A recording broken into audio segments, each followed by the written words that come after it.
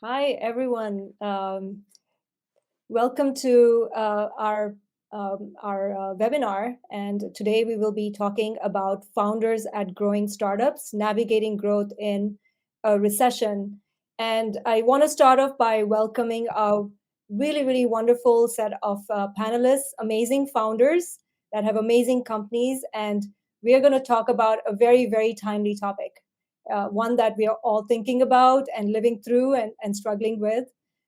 Last year was 2022 was a time of uncertainty. We didn't know what was going to happen in the market, and we all were sort of trying to figure out what's happening. This year, 2023, you definitely see some slowdown, right? So it's become clear that there's a slowdown, and we all now at least know what to expect. So we are maybe better positioned to take some action, right? So it becomes, as founders and as go-to-market leaders, it becomes really, really important for us to navigate these changes in a careful and in a thoughtful way, because that's what differentiates us from being successful or not. And we often get maybe scared, or because doing a startup is hard on its own. So adding more uncertainty on top of it is scary. But I think what comes with uncertainty is change, and change is really great because change actually opens up new opportunities.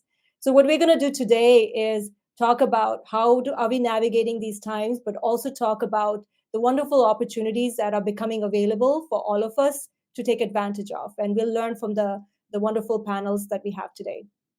So let me start with a brief introduction of myself. And then I'll call on our wonderful panelists. So my name is Sarika Garg. I'm the co-founder and CEO of Cashflow, spelled as CACHE. And Cashflow is a deal closing platform.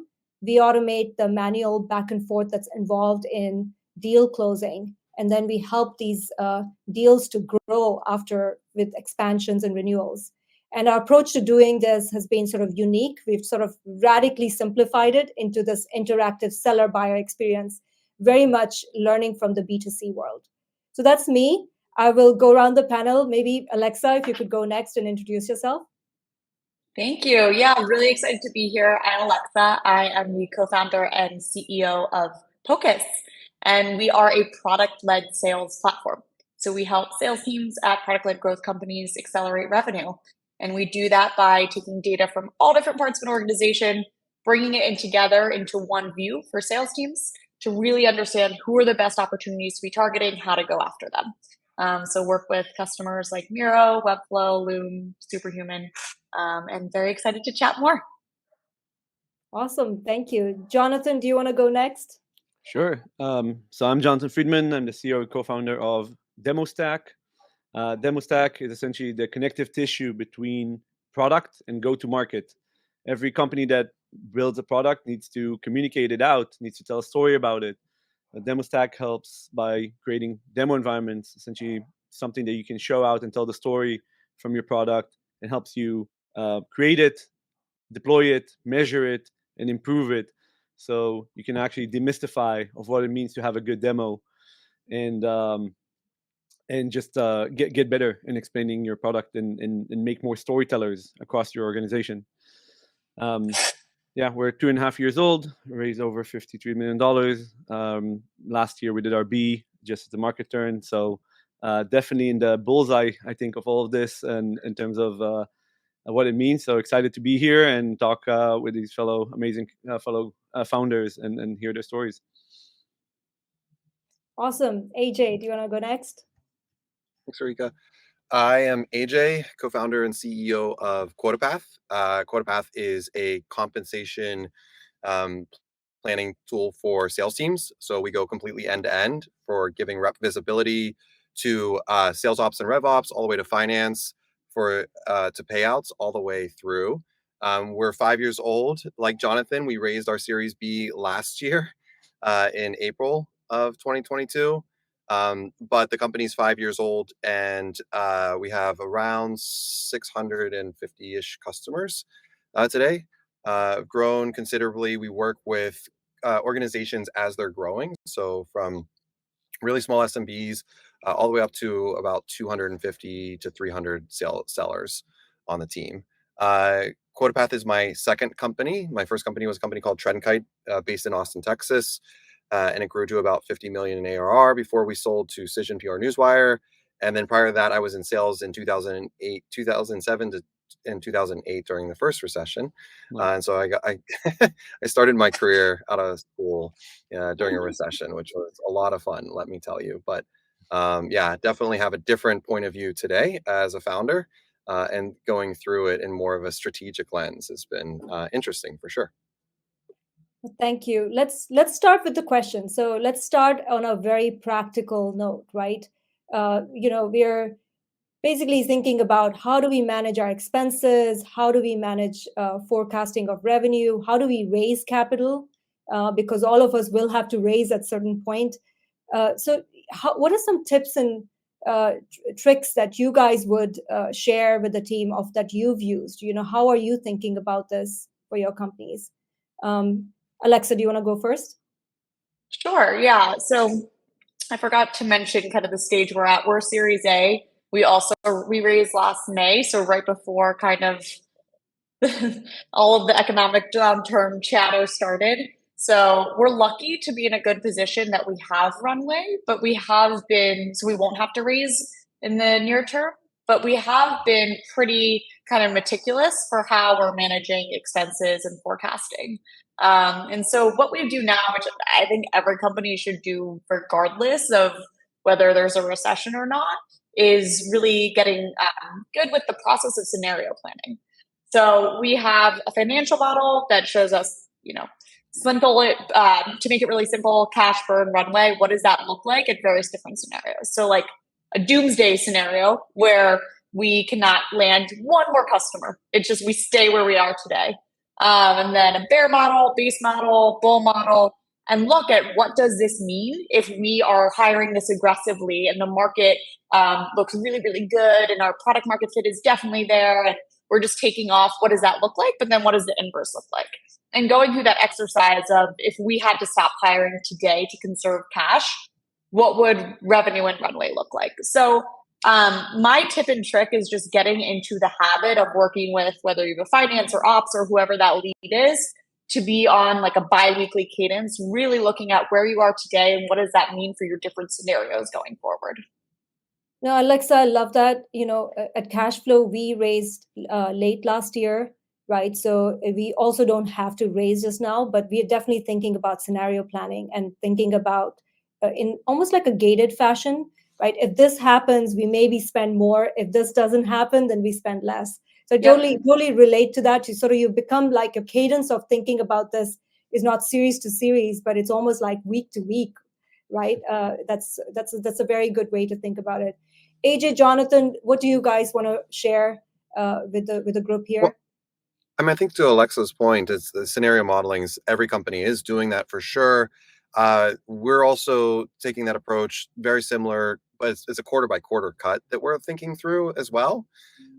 Where financial planning was usually this year long, like looking at the full year, it's really challenging. We're not economists, so deciding what demand is going to look like is really this idea of just taking it quarter by quarter and kind of adjusting the model through that to help set expectations at the board level.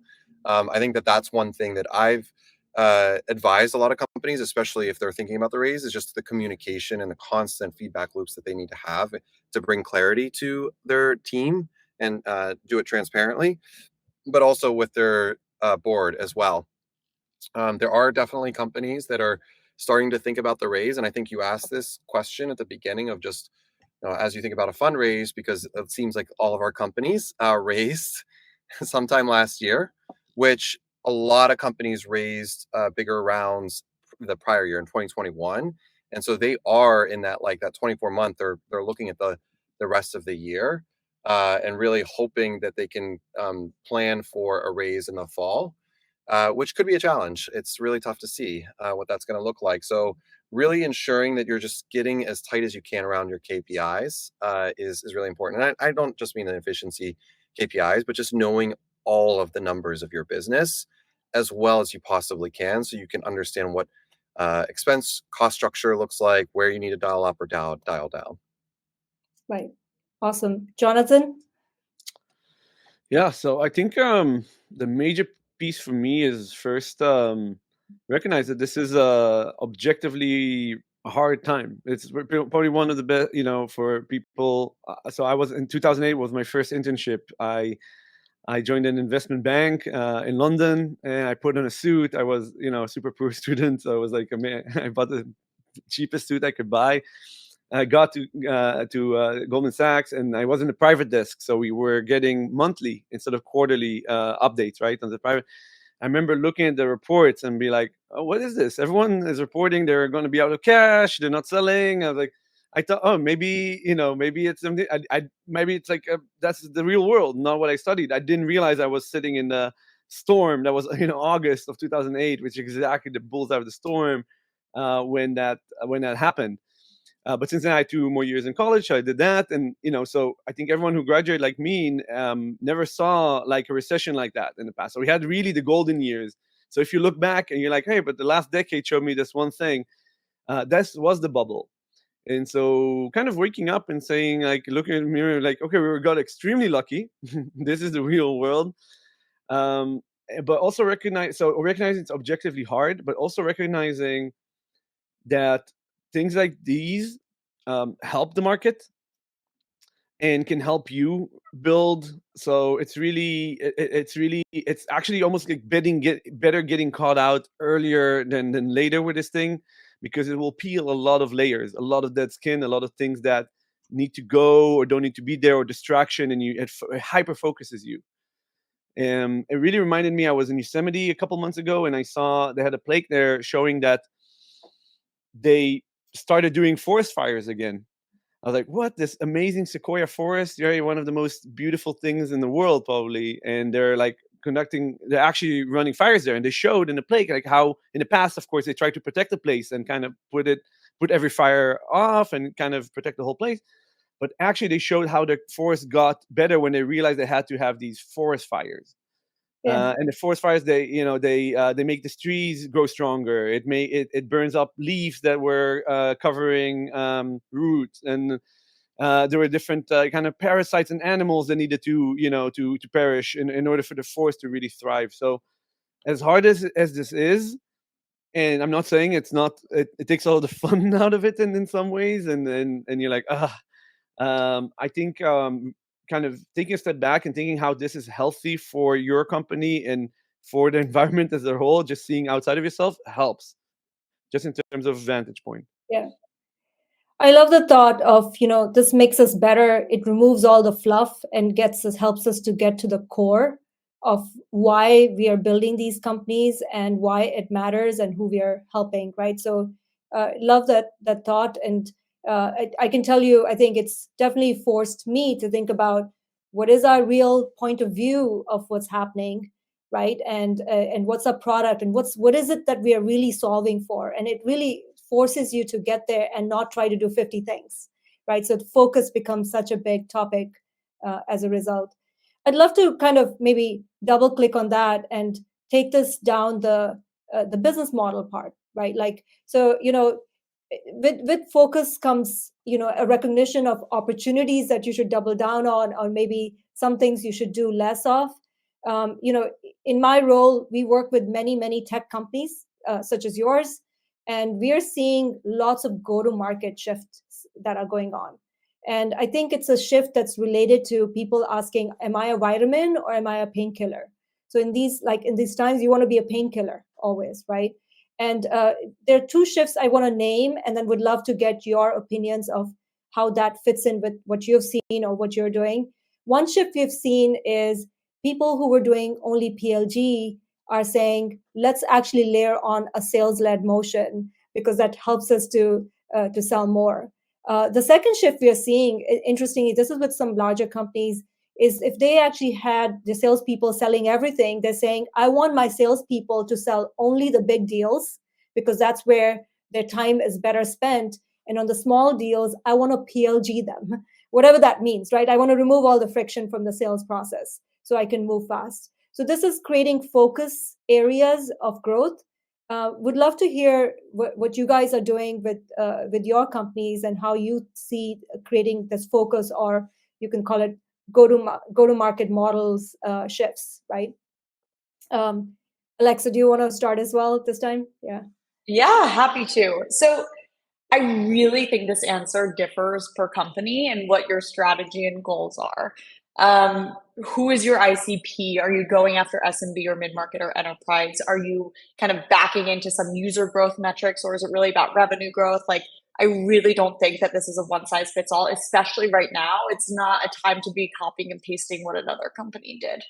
What I'll say is what I'm seeing is that a hybrid of PLG and sales is what every company gets to, but you need to figure out what you need to prioritize right now. So it's not the time to be trying everything, trying PLG, trying sales, trying this, trying that. Like, it's a time to really think and hone in what is working and what experiments can we run with really high confidence that this will accelerate revenue for us. So what that could look like is, if for a lot of PLG companies, like you said, adding sales on top. That's what we call product-led sales, and that can be really, really powerful, because then sales are only reaching out to their best fit customers based on product usage and customer fit, and you can be really data-driven with your outreach.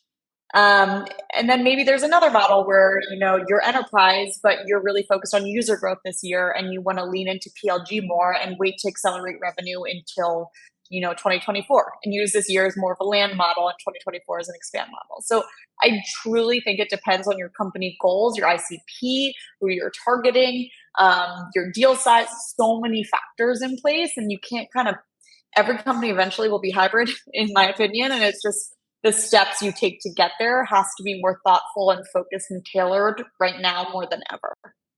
Alexa, tell us about Pocus. What are you doing for Pocus specifically? Yeah, for Pocus, we have an interesting motion where we actually ourselves are not product-led yet. We have a sales model, and we've intentionally done that because we're selling to mid-market customers. So our ACV is higher than what we would offer in a self-serve motion. And so ourselves, we are targeting, we said for 2023, we are going to continue with this model and then open up a self-serve model towards the end of the year and focus on PLG. And that is a decision we made based on our ICP, how much guidance they want from us versus what they want to be self-serve, and then also what we're prioritizing on our roadmap. So we're prioritizing features like AI, and that was a trade-off from prioritizing self-serve. And so it's all a series of trade-offs. And if it was back in 2021, we'd probably do both. We would probably hire a much bigger engineering team and run at both in various directions. And I don't know if that's a good thing. I think it goes into being really thoughtful and strategic about high-level company goals, and then how do you prioritize to get there. I'll tell you, we want to be a hybrid approach, and we will be. It's just a matter of prioritization. Yeah. So a lot of making trade-offs. Jonathan, I see you nodding. Do you want to comment on that and share your experiences? Sure. Yeah, I think like I said about the fire before, it's it helps. I, in a certain way, a lot of ways I hate it and I suffer from it, but on other ways I like it, because I think Alexa kind of alluded to it. You don't have to look at okay, what are the competitors doing? What is this company doing? You can really kind of see okay, but I have one thing. A startup this stage, you're trying to really make one thing really work. And you can focus and kind of ask yourself, who am I? Who am I in terms of a company? Also on the founder level, I guess, but which translates. But who am I as a company? And then what we're trying to do is just really look in and see, okay, what has been working and where it is. And we've done two things. So one, we looked at our baseline and said, what's going to happen if we can't move from here, right? Zero optimism. And because as entrepreneurs, you have to be optimistic. You are facing insurmountable odds. You look around, everyone who's here is super bright and smart, but the statistics show a lot of us will fail. It's scary, right? Because I'm damn, these people are smarter than me in so many ways, and they have a chance of failing. So what about me? How can I make it? So I mean, you want to look in and see, okay, without optimism, what would it look like, and do a bottoms up from there, and kind of have that in a baseline of that gives you some relief, because it gives you the kind of the worst case scenario of everything off, what happens, steady state. And then from there, you want to see, okay, the things that have been working, why have they been working? And I think I had this last few weeks, I was traveling as well. I think I worked 14 hours a day, and I'm not saying it's here to pat myself on the back or do the look how much I work thing. It wasn't pleasant, and I don't recommend it. But I feel like I did my best work, and I did it only because the pressure is higher in a sense, and it makes me need to go the extra edge. And I think we managed to really think through and really revolutionize all the way we sell, and how we do it, and why we do it, and why the motions are. And TBD, we're running it out, but we're going to run it in an upcoming month or two. But it feels very good. It feels like a lot of the questions and the things that weren't sitting well in a process, in conversations, suddenly make sense and redefined. And I truly think that without this crazy pressure, so the constraints of the market, of everything out there, makes you better in an unpleasant process, really like a diamond, right? Yeah. Crushed until it's like beautiful and shiny. So use that energy, if you can, channel it to asking the real question, looking in the mirror, and being humbled with it. But I think that's the other thing. If you're sitting here before, you had a nice company, investor would come and be like, "You're the best. You're the best thing we've ever seen. Here's money. Here's money." And it's hard not to believe in it. Like, hey, I started this thing, and people are giving me millions of dollars and are touting me as like amazing and brilliant. Maybe I am. Maybe I should do all these things because I'm. And I think that taking that away is actually very, very good. Yeah. Unpleasant, but very good. Yeah. So that's kind of how I'm I taking it. I love what you're saying. You're saying, study the things that work and see how you can build, your forward motions on that. And actually, the best innovations happen with constraints, right? Like that's actually true. Like that's actually a well-known fact, right? So we may be in for some really great innovation because we have been forced to constrain ourselves quite a bit. Is there something, Jonathan, you can share about your go-to-market motion that you're doing differently, which you learned from what was working? Yeah, I think one of the things we learned is be very comfortable disqualifying early.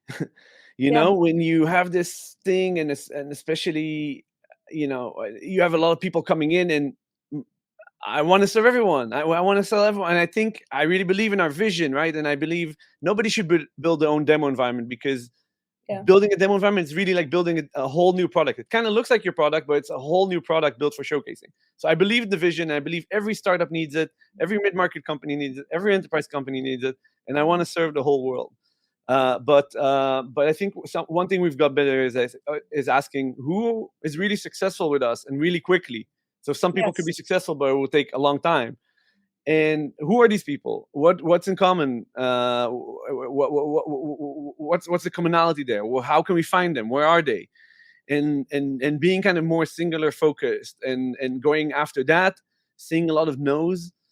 And I think that's the best skill I could, if I take away something from this whole market meltdown thing, it's like my ability to say no and have yeah. authority in what I'm saying, and self belief to execute. That's been amazing. So I think I'm a better executive because of that, and it helps me lead the company in this time. Right. So the saying no, the focus, number one by far. So it's like don't spray and pray, disqualify early, and be very focused. Yes. AJ, is this sort of some of the things you are also thinking about? Share with us your thinking about, your model and how you're shifting that.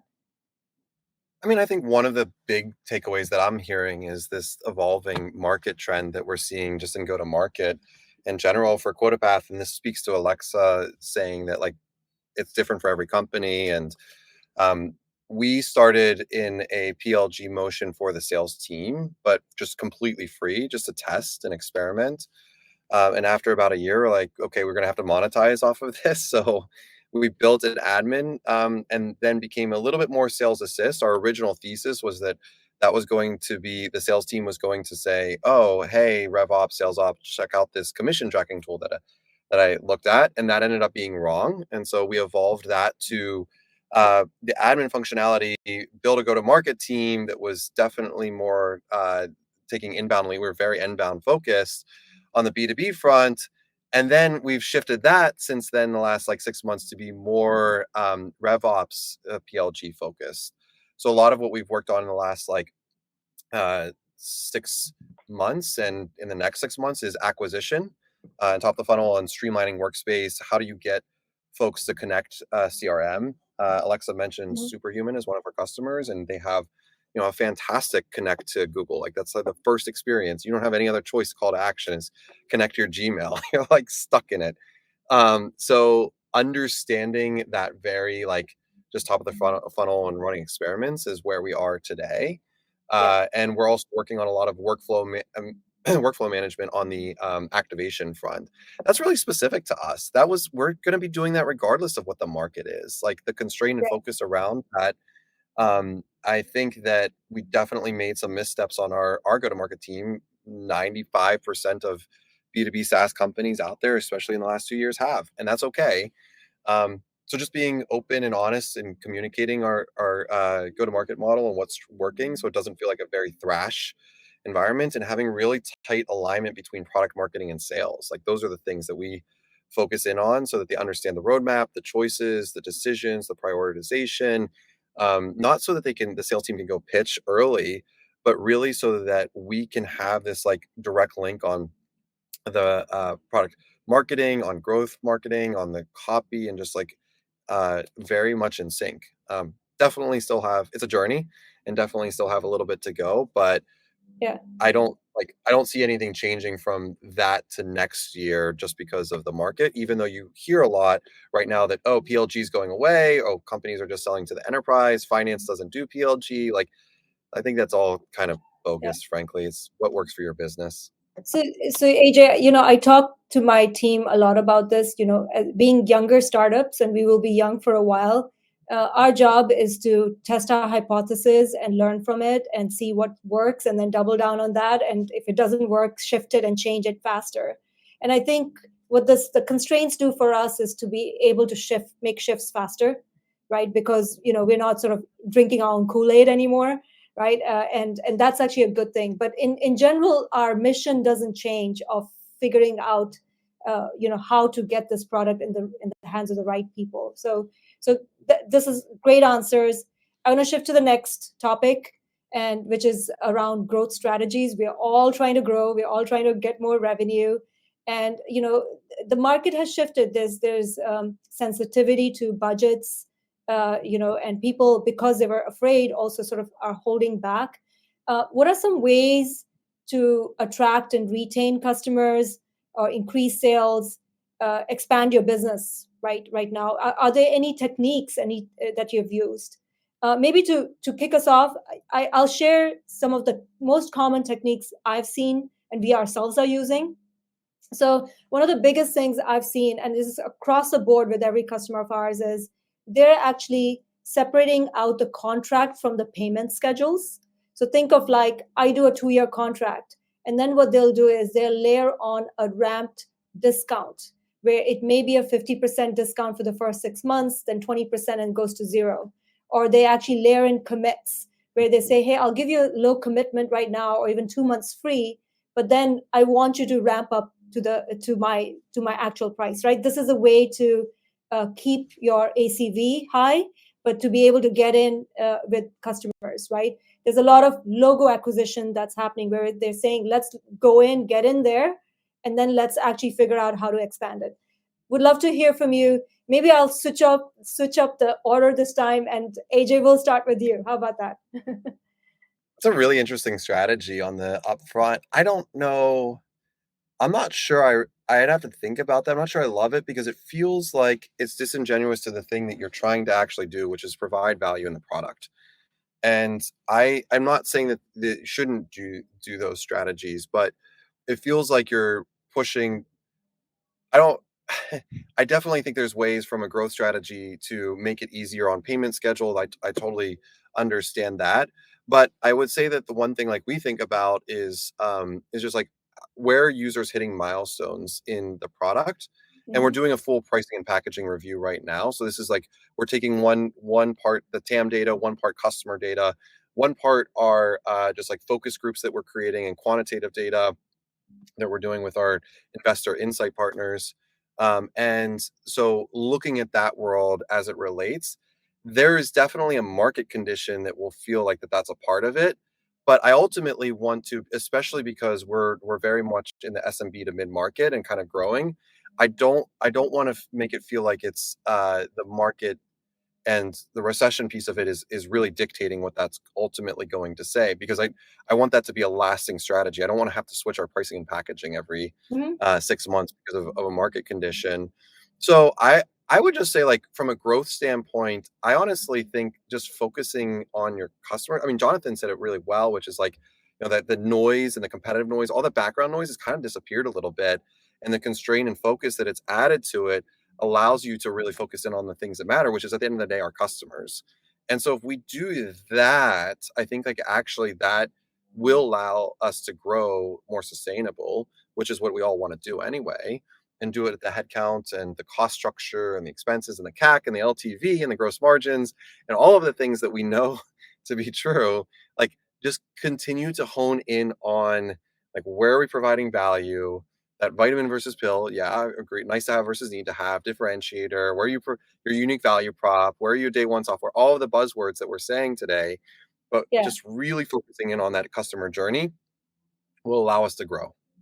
So I really resonate with the milestone approach where you're saying, hey, you get this much value and then you can expand more or use more of the product or more of the features. Jonathan, what about you? Are there other techniques that you're using for in terms of growth? Yeah, a couple of things I can mention out of my hand on quick wins. So first of all, marketing. I think that's a lot of money goes there, especially on the short end things that you don't amortize into assets, right? Like Google spend, Google Ads, or LinkedIn ads or whatever. I think you'd be surprised how much you can do without them. And go more creative. We focus a lot on content and doing just less activity, but being very powerful for it. And I think it really, what I felt after it strengthens our brand. So people say like, oh yeah, it's like, when you publish something, we listen, versus like all the memes and stuff you can put online. When we had the demo HQ day, we had 1,200 people signing up, right? We didn't do massive advertising for it. And that was like a thing that came from that kind of constraint piece, right? Before that, I would probably do a million things and like try to make it bigger. But no, but we had like really quality content, a few key people, and did it well. So I think like just focusing that and also content marketing. I'm talking real content marketing, not hiring an SEO agency. Like having something to say. Alexa does it really well, for example. I follow her on LinkedIn. You should too. If you have something to say that's interesting, being able to channel that out, I think is worthwhile and actually very additive to a market. Another win for us was kind of what AJ said before about pricing. I think what I saw is that we had some things where when we do implementations, for example, we have some costs there, and we saw that we were pricing it at zero essentially. And so we looked back at our pricing and packaging, and I was also saying, okay, hey, what is hard for us to do? What is easy for us to do? Let's price it accordingly, right? And that actually makes the pricing suddenly make much more sense. Yes, pricing is an art. It's not. You don't do cost plus analysis. Nobody does that. But it balances between supply and demand. So you can see what kind of supply do you have? How many engineers? How many marketers? Whatever your business needs to do for a customer. And then if it's at zero, you'll have a lot of demand for it. So you need to balance it out, and price is that mechanism for a market to balance itself out. So better pricing, looking at what really is hard for us and pricing that accordingly was also a big win that make things fall into place better. And there are more, but these are two kind of top of my head quick wins and tactics. Awesome. I think that's very insightful. Alexa, do you want to share more about how you're thinking of this growth strategy? Yeah, I think it's all a series of experiments, right? Like experimenting with pricing and packaging, with your business model, with product features, with your ICP. So I totally agree and really enjoy what AJ and Jonathan said. I think to add on to that, a really easy experiment to run is messaging. And for us, for example, we sell to sales teams, and there was a wave of sales reps, unfortunately, being let go. And so there were smaller sales teams. So instead of the message being, we're going to help all your sales teams do XYZ, it's we're going to help your sales teams do more with less. And you have a smaller sales team now, and you are strapped for time, and your sales reps are overwhelmed by their book of business, by all the data they have to look at. So we're going to help you. Or another thing, instead of, saying we're going to help you accelerate revenue and we're going to increase your pipeline, actually think about what is the build versus buy ROI. Like, we're going to help you not have to hire a huge data team in order to build out internally what a Pocus-like solution would be. So I think the easiest change to make is experimenting with messaging, whether that's on your website, that's your SDRs going outbound, that's your AEs, that's your CSMs, whatever that is. That is the, I think, easiest first step to try to figure out what are the little lifts that we can get in revenue, and then double down with what works. Right. So it's almost like you can string all of these together. If you get your messaging right, that means you're talking to the right audience, you say something meaningful, and then you make sure that you price it right to get it, right?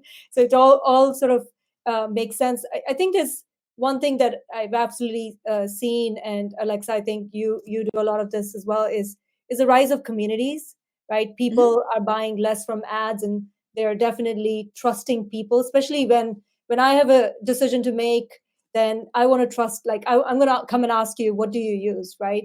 And so the power of communities has become quite important. And in times like this, I think you can lean on that, and again, have something useful to say, give something to get something. And I think it actually makes for a better environment, almost more helpful to each other. So let's shift into our last topic of the day, which is basically leadership in these times.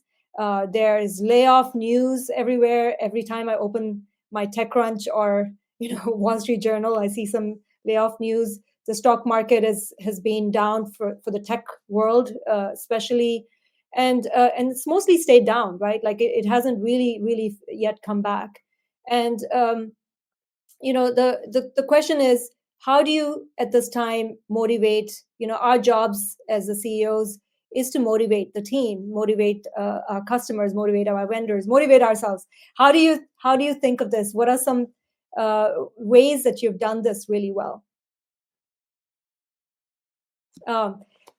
Let's start with you, Jonathan. Yeah. All right, I get the hard one. I think motivation starts within, and I won't lie, it's a difficult time. It's a difficult, personally, for sure. For me, it's I'm seeing the same things you are seeing, right? Every day, it's something, and it's my friends, it's my coworkers, it's my people I care about, it's our company, it's our, it's everything. I'm a big believer in making sure that you, as a CEO, as a founder, take care of yourself, and that means everything that there are a million blog posts. I'm not going to say anything new here, but if it's working out, if it's therapy, if it's taking time off forced, right?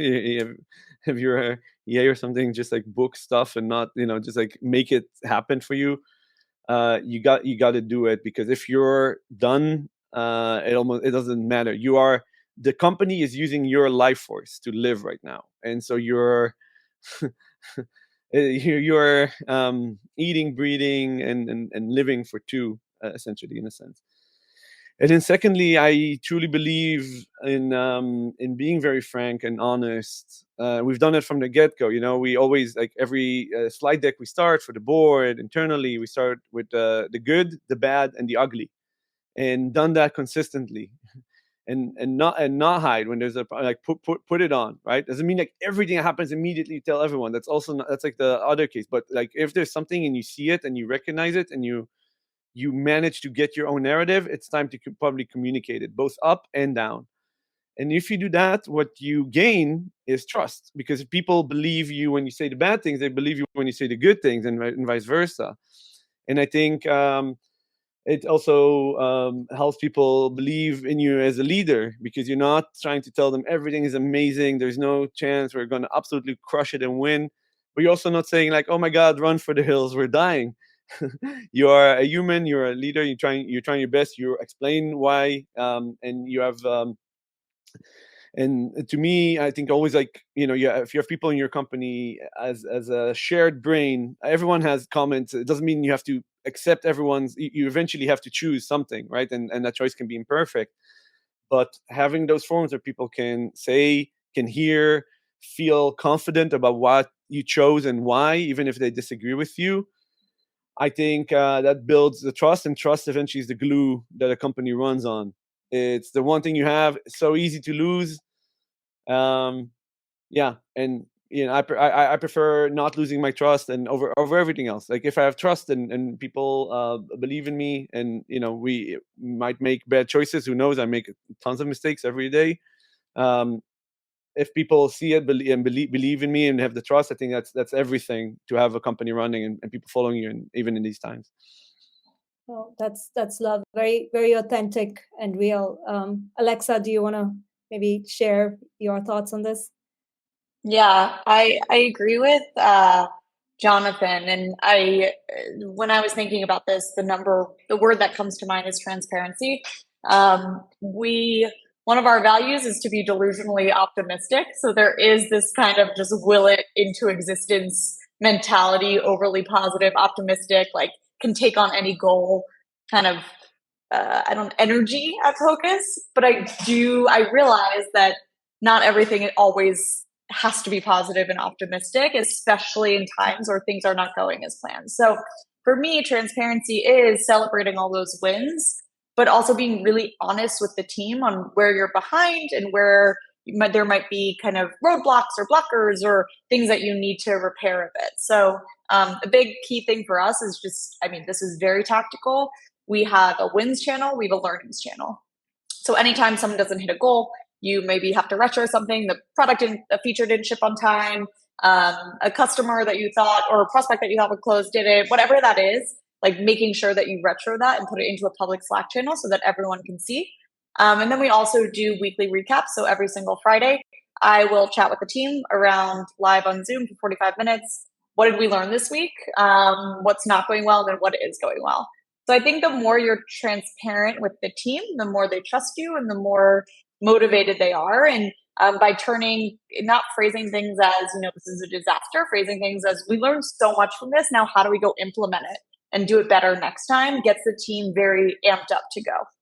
Right. So you're giving them the good and the bad context, and context is everything, and they can sort of keep it in balance. And that's amazing, right? AJ, what do Yeah. you do with your team? Yeah. I mean, I think both Jonathan and Alexa have really given great thoughts around this, and being present and giving clear communication. I would also say, like, I got really great advice from a CEO, one of my former CEO, actually. This is 2015, of just, when you're, especially with a board, just calling the monsters under the bed, and directively talking about. So we talked about scenario modeling and scenario planning around. I think that's like the absolutely the best thing. And I know that that's another flavor of what was already mentioned and discussed here.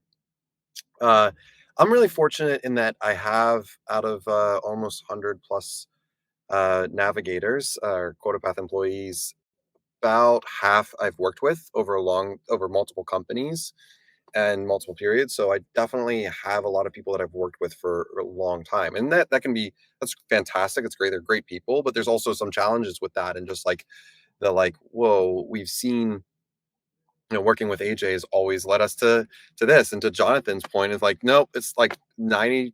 I always say this, the failure rate of Series A companies is 90%. You all know what the failure rate of Series B companies is? No. It's 87%. Oh, So wow. it's not like we're all on the path of success here. Like, we've seen the last 3 years of getting these extensions and capital raises, but at some point there is definitely going to be some heartbreak along the way. And learning and growing every single week, and just really communicating that and looking for the green shoots. That's why I talked to in kickoff about this with the company. I'm like, this is what's going to happen. we're going to have a bank failure. No, I didn't say that. I didn't know we were going to have a bank failure. We're going to have some challenges, and we just have to be able to learn from those challenges and understand what's going to come out of those in the right way. And so like that's what I ultimately really push for, is just calling a spade, and it's okay. Stay more consistent.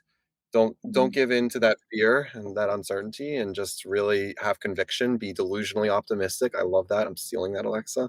And everything will be all right. Right. I'm in that camp. I think there's so much negativity that gets amplified on Twitter, right? Like I think in the great times, the positivity got amplified, and now there's so much negativity that's getting amplified on, whatever social media that you might be looking at. And I think the world we live in, you can't actually predict what will happen. Like we have a lot of uncertainty. There's no way anybody predicted this bank challenge, at least not in the founders that I was talking to, not as a founder, maybe if you were an expert, right? And so I feel like it's really important for us and all our teams to ground ourselves in what we are doing here, right? What the mission is. We are in 100-year cycle of digital transformation. This is happening in the world, and we're at the beginning of it. And so this is, in some ways, what we're experiencing is a blip. And of course, we have to live through this and come out of it. But we are really actually on a mission to change things, for change lives, change businesses. And I think I find it incredibly important to remind everybody of that, so we stay grounded in our point of view, in our mission. That helps us to go through a lot of adversity and a lot of good times, but kind of stay grounded in that, right? But I hope that this was wonderful sharing. I really enjoyed my time with all of you over here. I think it's maybe time to wrap up. So let's do a rapid fire session, a round on what is one key takeaway that you want to share with our audience over here, which is basically founders and go-to-market leaders. What is it, that one piece of advice that you want them to walk away with? Who wants to go first? I'm happy to I'll jump steal in. Jonathan. Oh, go, AJ, you got it. Okay, I'll steal Jonathan's, like, make time for yourself. Like, I know I didn't say that, and he said that, but I think that is super key, especially in remote culture. Like, having a mental health day is really important, but then also to your team, seeing that you do that and lead by example. I think that that's a really important key trait in the world we're living in, both in kind of the remote COVID piece of it, but also just in the recession and feeling lonely part of it. Is that if you're taking care of yourself, then others will follow that trend. Love that. Very real for all of us. Alexa, do you want to go next? Yeah, I think pairing being delusionally optimistic with just like what's happening in the world, I do see benefits of starting a company right now. Like I already feel the kind of benefits of not having to worry about, your next fundraising round or,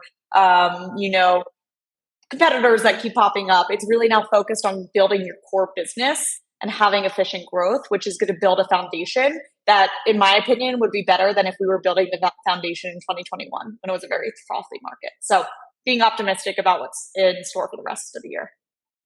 Awesome. Jonathan? Yeah, I'll share a mantra. That's my life mantra. I remind myself all the time. And it's life is not waiting for the storm to pass. It's about dancing in the rain. And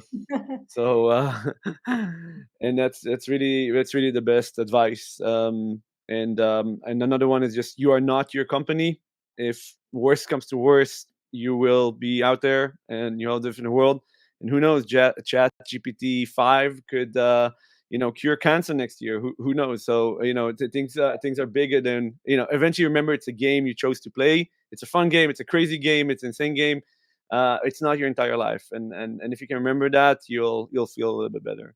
Yeah, I've been told, hey, we are all Sherpas of this thing that is different from us, so we almost need to hold it to that. So that's such wonderful takeaway.